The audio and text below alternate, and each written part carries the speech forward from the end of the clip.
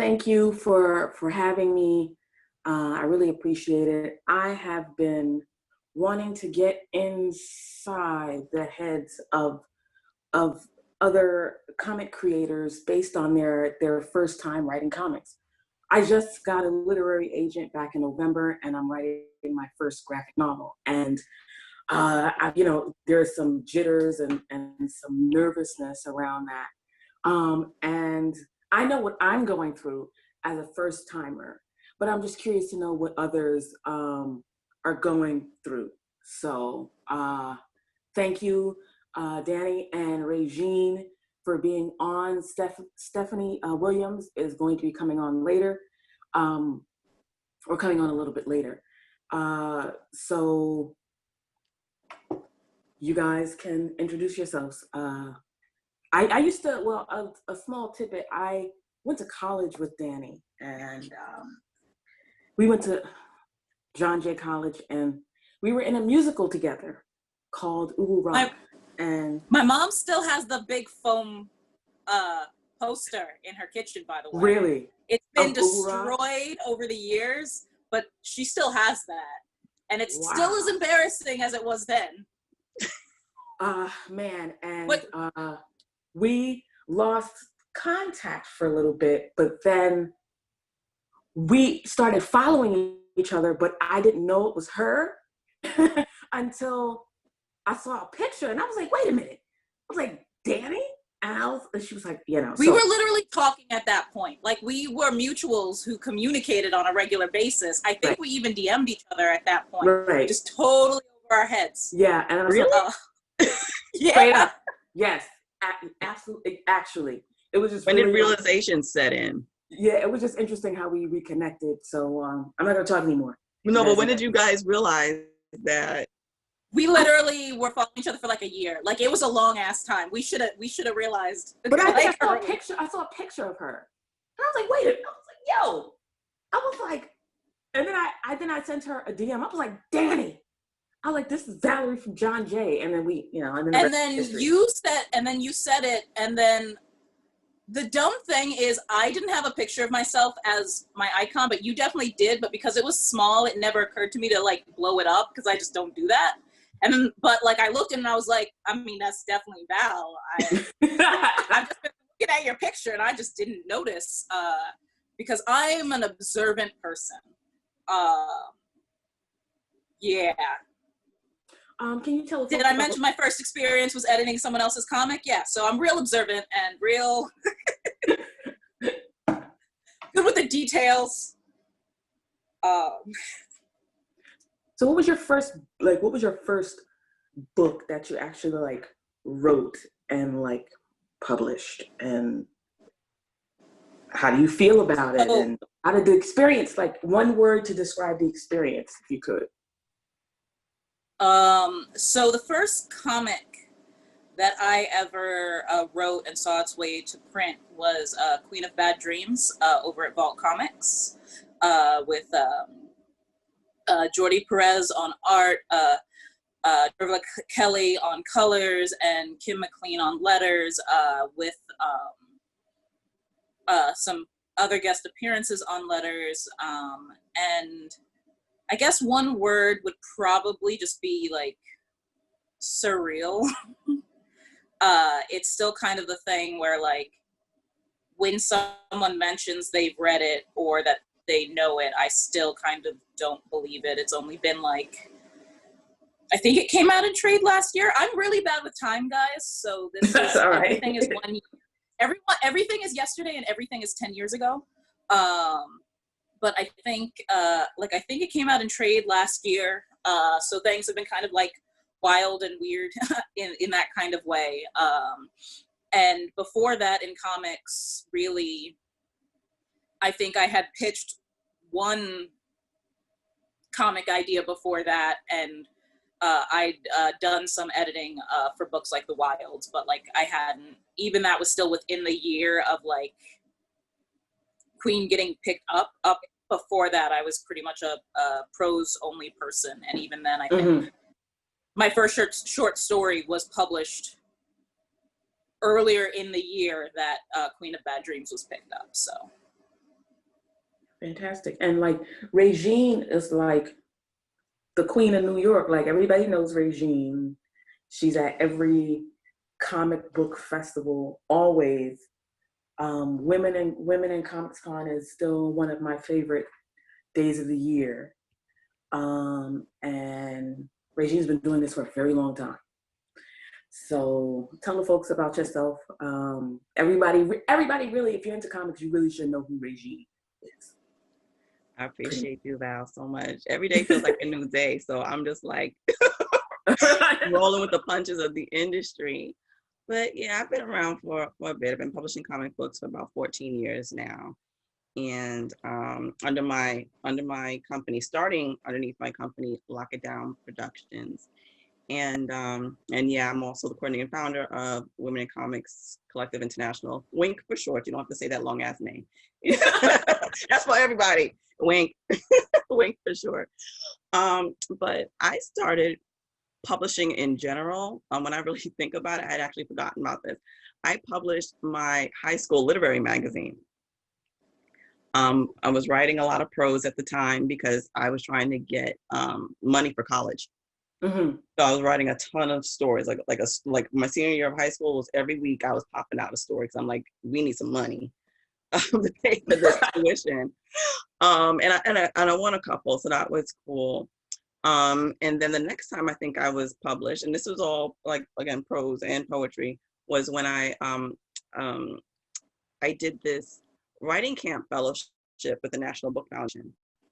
And I did that for 2 years in a row. And the cool thing about it, outside of it being free, completely and totally, absolutely free, was that you would get published in this book that they would publish, after every camp meeting. So that was my first published work. So that was pretty exciting.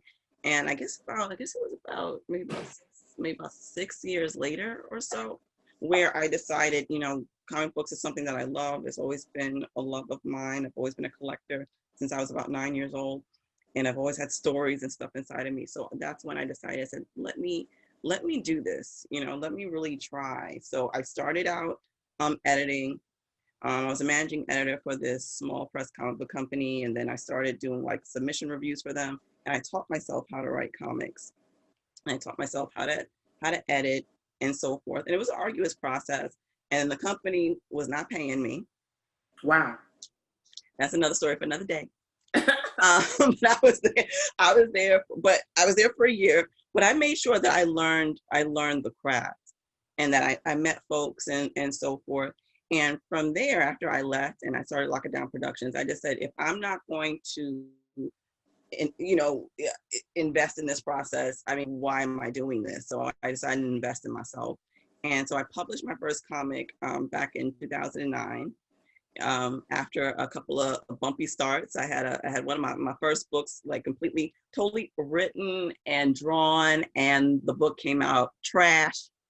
And I had to shelve it, paid the artist, everything, had to shelve it and start from scratch. And that was my first book, The Rippers. And yeah, here I am, 14 or so such years later. Right now, I'm still working on my book proposal, and I'm just noticing just how long, I think this has been like a preview to like how long this is going to actually take. And what question that brings me to next is the writing and the storytelling process. Your first time working on a comic, how did you develop your process? Did you read books? Did you ask questions? Or did you talk to folks? I know Real problem was I didn't have a process, and that was a mistake. Really? Interesting. I didn't know what I was doing. Because neither do I. I mean, I'm learning as I go. It's also interesting because, so especially you're talking about like doing the proposal and everything and doing it with an agent, and it's very weird because I'm doing comics both. My Queen was without an agent, and then doing stuff now with an agent and like doing stuff with different types of publishers. It still feels a lot like every comic is like a first process because the processes are so different. Wow. You know, Okay.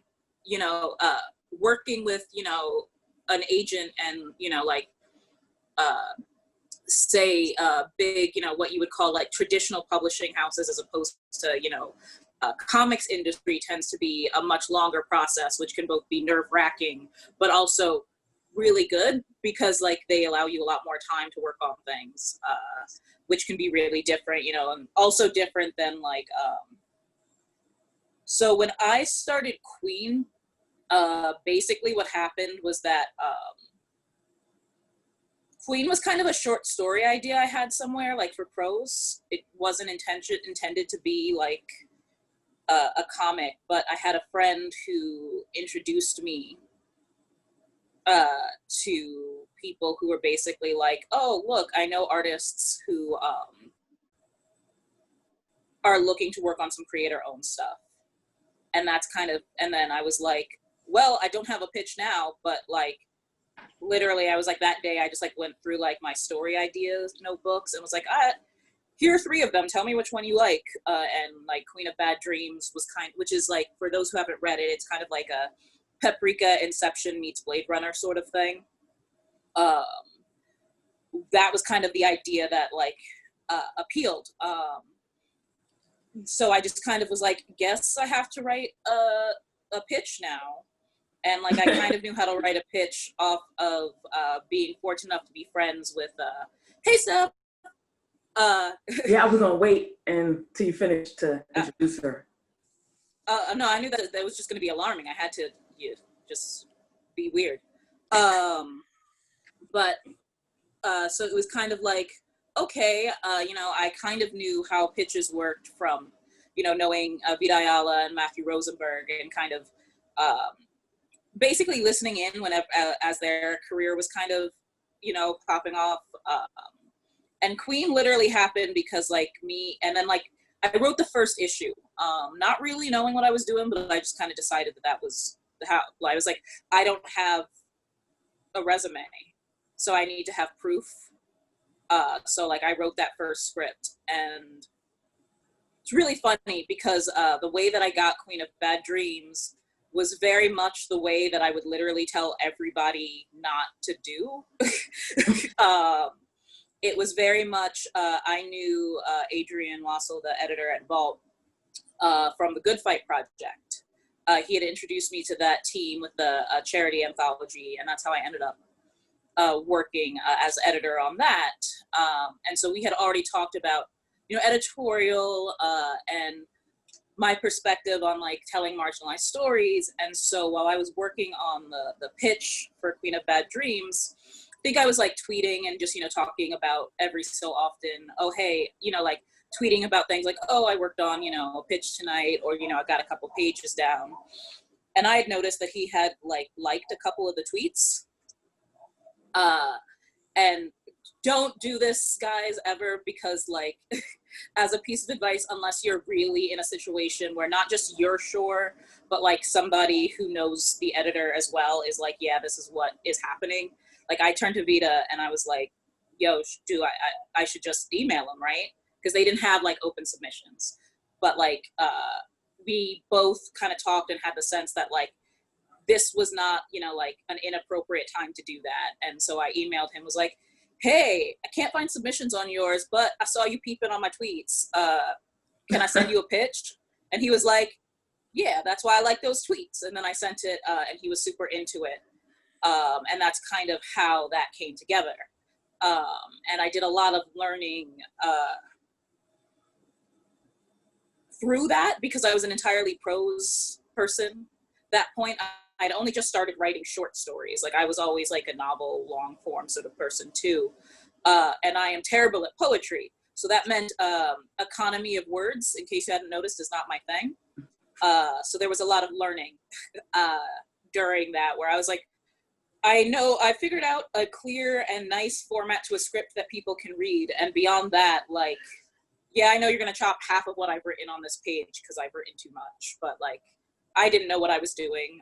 There was definitely a point during the process where the middle of it, I changed the entire plot in the third issue, like the ending. And then when I liked the third issue, I was like, cool, this completely changes my last two issues. Like, luckily for me, he was like very enthusiastic, you know, like, and like we rolled with it. But I did a lot of things that I would literally never recommend for anybody, because I didn't know what I was doing, you know, and I was fortunate enough to have an editor that is used to also teaching while editing, as opposed to somebody who might have felt like I was wasting time. I just want to introduce Stephanie. I'm sorry if it wasn't clear, because I know she thought this panel was tomorrow, and I don't think I made it clear. But Stephanie, we're talking about the comic creating process for your very first comic. Steph and I have worked together before on another project that is, I guess, still in the incubation stage, but that was where I first learned learned the process of creating comics. But I know Stephanie has been involved in comics for as long as I've been on Twitter. So I learned a lot from all of you guys. And Steph, I just want you to introduce yourself in a little bit and tell people what you're working on. Yeah, I am so sorry I'm late. Oh, don't worry about it. It was gonna be one of us. I told him I would take him to Target.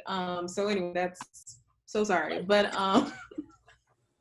Parenthood Activate story. But my name is Stephanie Williams.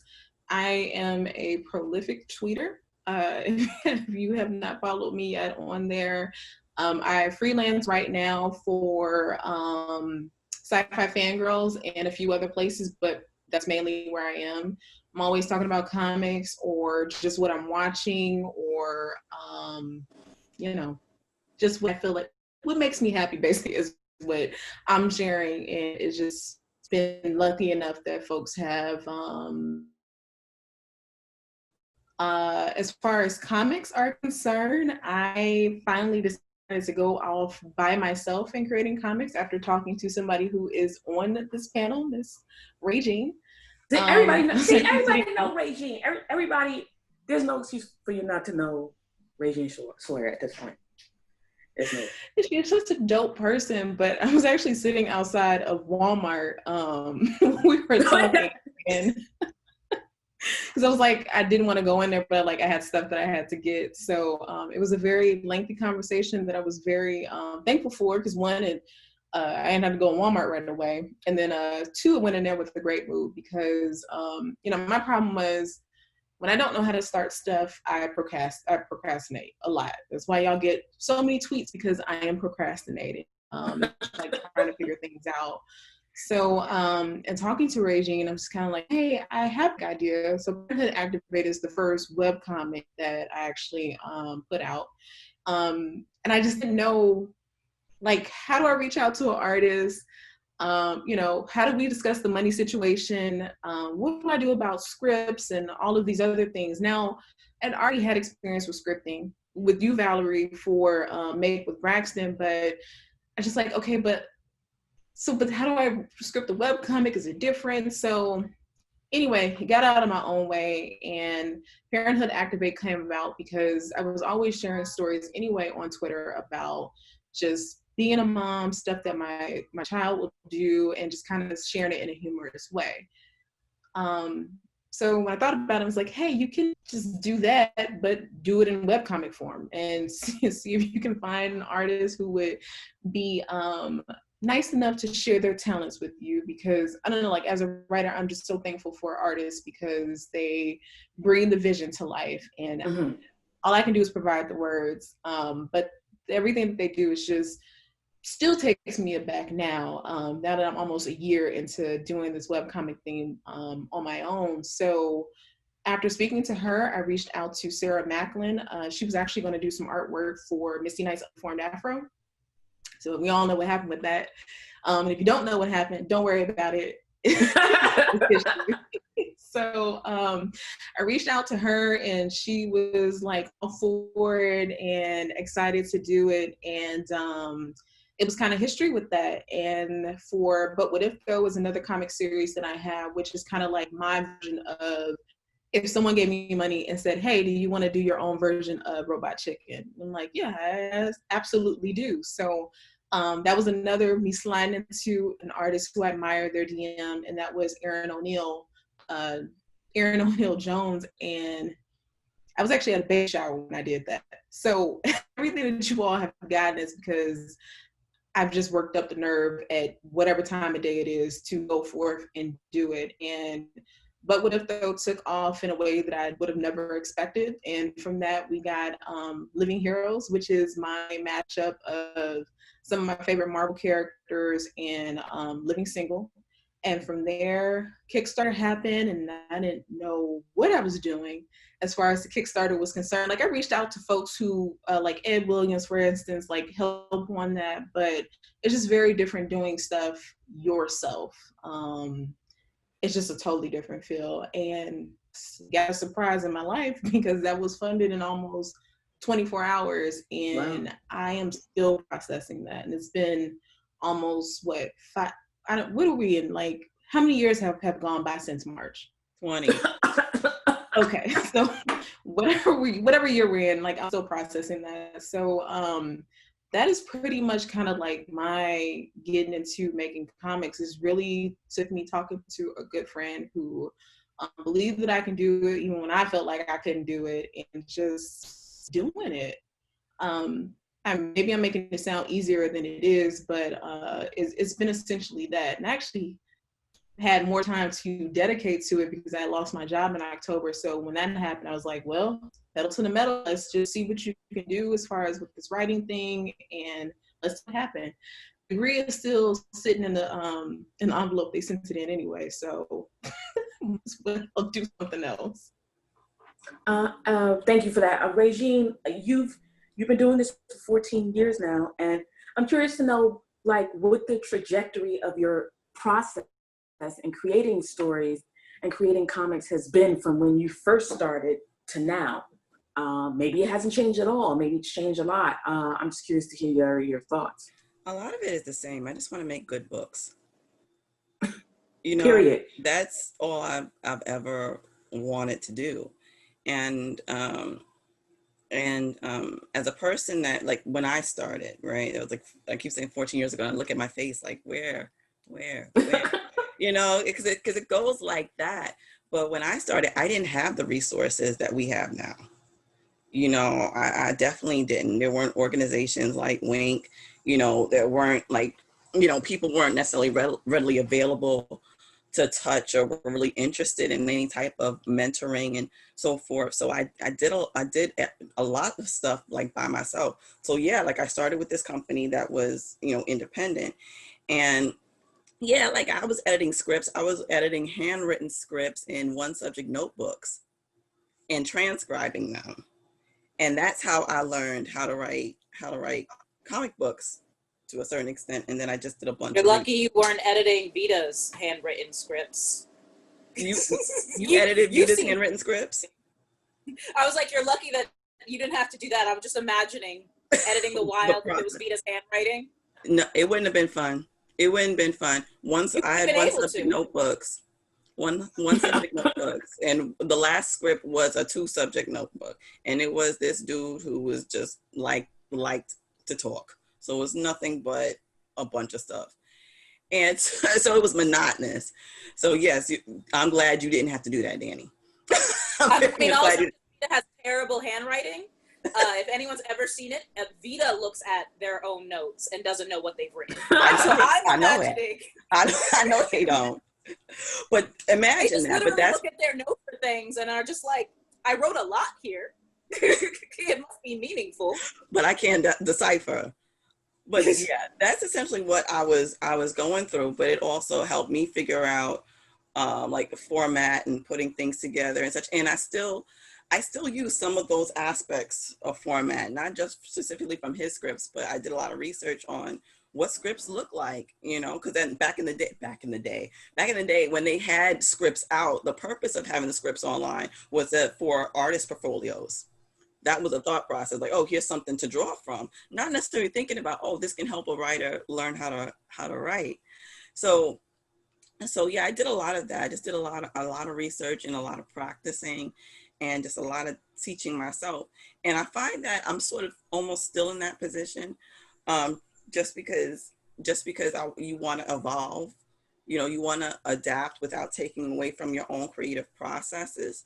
So, I still have the foundation that I have, but I tweak it. I've learned to streamline my scripts, making sure that um, like artists feel comfortable with them. I mean, I tend to write in a way in which mirrors an artist's style. So all I have to do is really look at like how an artist, like let's say, does their sequential work, or look at the fact that sometimes you have artists that's just used to doing pinups and such, and sometimes you're paired with them. It's like, well, how can I make both of us shine? Like, what can I do? How can I help facilitate this process along with artists? Like, how can we work together? So I've learned how to do that with my scripting, and that's a process that's continually evolving, because now over the past year I've started branching out and doing anthologies and such, just to get in practice of doing things outside of lock it down productions. So I would say that my trajectory is, yes, it's still creating good books, but also creating good stories for other companies as well. So that's sort of how I expanded, I guess. I've I really learned a lot from the three of you. And really my process was similar, and I actually did utilize social media to get that advice, and actually to find an artist. I found an artist who was international, and I had no idea they were living overseas. And I just asked, I was like, look, I hadn't had an agent yet, and I'm like, I'm working on this project and I want some concept art. Can you help me? I'll pay you. And I paid out of pocket. And then when I finally did get an agent, I was like, well, I've heard that this process works. Let's try it. So when the comic book pages were being drawn, I scripted what we were doing, but the artist was like, you don't have to, I would like to try it without directions first. I'm going to read what you wrote, and I'm going to interpret it in pencil, and you tell me if it worked.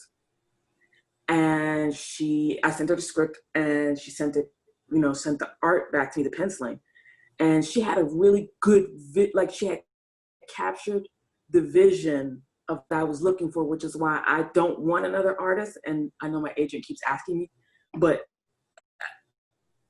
I knew from that point that this artist understands what I'm trying to create and gave me something that works. And it was all just, asking her on social media.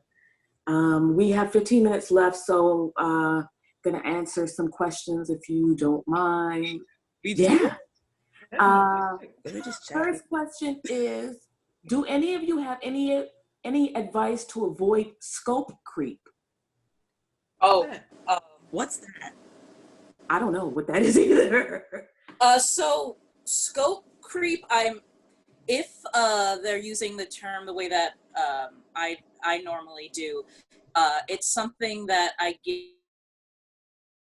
writing, the idea that you start with an idea, and then as you build the world or build the characters, then you add another layer and another layer and another layer, and what was supposed to be, a 4-issue mini can now only be told in like a 28 book series, and it's the scope of your story has expanded, right? Got it. This happens a lot to me during planning stage in comics. So my process for for this in prose and comics is different, because my process for comics is significantly different. I often compare the difference between prose and comics it's like doing algebra with comics, right? Because the thing that will help you with scope creep is the limited number of pages you have to work with, right? So decide how big the project's going to be from the start. Like, if I say I'm going to have about a 200-page novel or like a 50K novel, right? No publisher is going to say, well, you accidentally went 1 page over, like you got to cut a page out, right? But with a comic, if you are doing a 20-page comic, it's got to be 20 pages, right? And unless you are doing something real fancy, it's somewhere between 1 to 5 to 6 panels a page, right? Mm-hmm. So what you have to think about it is you have to be aware of the space, right? And the more you're aware of the space, the more that helps. You keep your scope. So say for example, with Queen of Bad Dreams, there's a lot of times where like I almost had that problem because it's a big fanciful world, right? And when you build a wild ass world, you want to touch on everything, right? But here's the thing. As long as you're not breaking your own rules, people aren't looking at the blank spots as much as you think. Scope creep often happens because you think you have to have an answer for every question on the page. No, you have to, as the writer, know every answer, right? You've got to kind of have an idea of, in your world, and it's, real or fake science or real or fake magic. You have to kind of know, but just, you're right, your readers don't need to know every question because most of them won't think of those questions if you focus, right? So always come back to what characters are the most important. If I have 5, if you are outlining a comic and you are someone who is threatened by scope creep a lot, never outline for wider scopes than 2 to 3 pages, right? So when I'm doing an outline, because I do too much, if I have a 20-page script, I know exactly what happens on every page. My outline are straight up page by page. At most, I go, these 2 pages do a thing if it's like a combat scene. If you script like that, it forces you to cut stuff out. If you tell yourself, I'm only, approximately every 15 pages I write, I'm allowed to go over 5 to 6 panels on a page, right? That prevents you from ever doing those 7 to 9 page panels until you know when to employ them, right? And you have to think about it you have to think about the space. The more you think about space, the more that'll affect how you do your plots. The more stuff you'll chop out, because you're literally like, I don't have time for this. And if you are not able to do that at a certain point, then you have to have an honest conversation with yourself about whether the story you want to tell is the story you've been tasked to write. Maybe your story is a 12-issue miniseries, but it doesn't matter if they're paying you to write a 5-issue miniseries. Or if you've decided to do a one-shot 36-page book, then you just got to go, I either have to pick one part of the story as the full story, or I got to think of a new story. Like you just got, sometimes scope creep is because you've taken on too much. Thank you for that, Danny. The next question is, the person says, it sounds like a lot of you have, your development has occurred due to social networking. Have the platforms you use changed over time, and what has worked best for you recently? Regine or Steph, you guys want to tackle that? So I know, like for me, in the way that I've used social media, I generate a lot of my ideas there. And by that, sometimes I'll just tweet stuff to kind of test and see how it lands or how it works, and from there build on it. So that's been helping as far as like my creative process. And it's just been so helpful reaching out to, like, all these amazing artists are right there available, and following them, and to know their art style or their sense of humor, and just how they, I don't know, like how they would see things. Like if I were to like send them a script, like how they would interpret that. So that's helped a lot and prevented me from wasting time and someone else's time to work on something, because it's not within their realm, which is perfectly fine. But it just has been a lifesaver in keeping me from wasting my time and someone else's time too. Regine, was when you, like, I know you mentioned it before, but when you first started writing in comics, was Twitter, Instagram, was any of that popping? It was just Facebook No, and MySpace, I was on right? MySpace. Yep, that's it. Yeah. We're kind of dating. You just want me to reveal my age. No, I was on MySpace. Listen, I'm Down being so production. good, and I have like 14 jokes that I could be making, and I'm just not because I'm a good person. Thank you. And what was it like navigating MySpace at the time? You know what was cool about MySpace is that was like your first foray into doing code. You know what I mean? Like they really got you to do code so you could just like set up your own like sort of like mini website, and it was free. So I could set it up in a way in which that, you know, it almost looked like you were logging into like lockitdown.com, for example. So that was the cool part of MySpace. And then I think it had a blog integration along with a social media aspect where you could connect and chat with people and so forth and talk about your books and talk about like what you're doing. So it was a really, I mean, it was kind of cool platform for the time. And then I think I moved to Facebook. And then I think, yeah, around 2009 when I published The Rippers was when I went to Twitter. Oh man, I really appreciate it. I've learned a lot even from this conversation because I had no idea what scope creep is, and I'm good for doing stuff like that. I didn't know it had a name, but now I know to avoid it. I really thank you guys a lot for participating. Can you tell people where they can find you on social media and what you're working on? Anybody want to go first? Who's going first? Okay, I guess I'll go first. You go first. I'm Valerie Complex, and you can find me on Twitter at Valerie Complex, all one word, and on Instagram, Valerie_Complex. I'm working on a book called, a graphic novel actually, called Wrath of the Rose, which is a revenge Western that takes place during the gold rush period in America. And that's all I'm gonna say about that. It's a dope concept. That's all I'm gonna say about that. Thank you. Thanks. So where can they find you, Danny, on social media and like what are you working on? Like Steph, I am too much online. Usually over at Twitter. Weredogs, WEREDAWGZ. Because I have a brand and it's werewolves. I'm pretty much always there. Working on a lot of stuff right now that hopefully I'll be able to talk about within the next couple of weeks, fingers crossed. Or, you know, I will just be working on it in silence forever. Who knows? Anyway, I'm busy. It's fun. Yeah. Regine. Okay, so I'm Lock It Down on most social media. So at Lock It Down, LOCKETT down on Twitter, on Instagram, Lockit_down. Also check us out, Women in Comics NY, at Women in Comics NY on Twitter.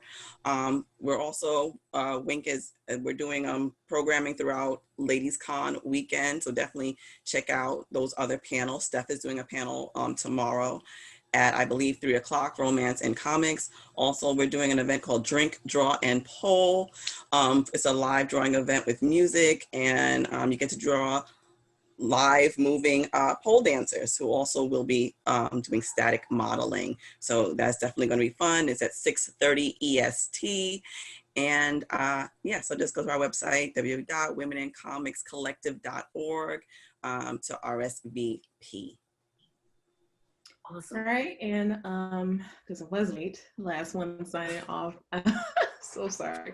But you can find me over at Twitter and Instagram at Steph_I_Will. It is that because I was just making a name, had no idea that it was something that I would have to repeat all the time. So no cool stories behind that. As far as what I'm working on right now, I'm actually working on my first horror sci-fi comic, original called Breast is Best. I am talking about motherhood, but in a very horrific way because it's my second favorite thing to do. So, you mean horrify us all day? Oh, absolutely. Yes, I'm all, right. And I'm also working on something else that Danny will see very soon. So that's what I'm doing. Living Heroes is done. So I can't wait for you all to see that. I'm just very happy about that and happy that Marvel did not send me a cease and desist. So I'm just really happy that you all will be able to see that and enjoy it. And that's it. Awesome. Thank you for taking the time out on this Friday to chat a little bit about where you started and your process and where you're going. And thanks to LadiesCon for having me and having us all. Thank you, Elise, and thank you.